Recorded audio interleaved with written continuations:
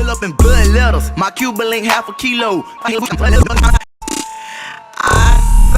my fill up in blood letters. My Cuban link half a kilo.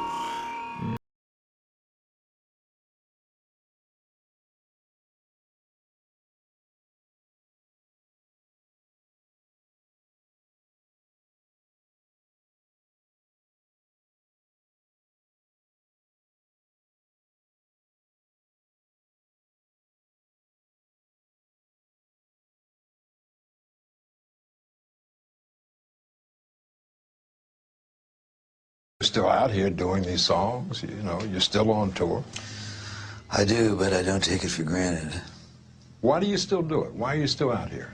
Well, it goes back to the destiny thing.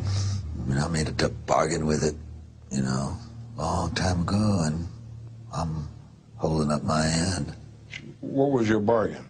To get where I am now. Should I ask who you made the bargain with? with you know, with the chief commander. On this earth? And on this earth, and then in a world we can't see. Bob Dylan has been nominated. I had to ask some friends because I was hearing a lot about her, and so they told me, you know, who she was and what she was doing. And I come from the school of thought there's just some things that the public just shouldn't know. You know what I'm saying? Like, things that happen between two people, a wife and a husband, girl, I just don't think that it's for mass consumption. I just have always felt that way.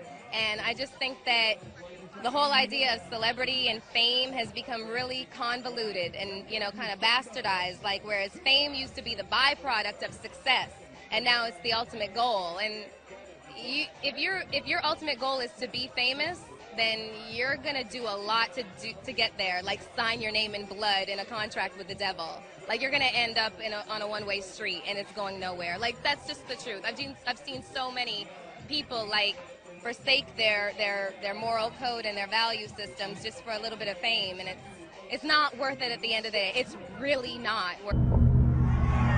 I sold my soul to the devil. I know it's a crappy deal. This it came with a few toys like a Happy Meal.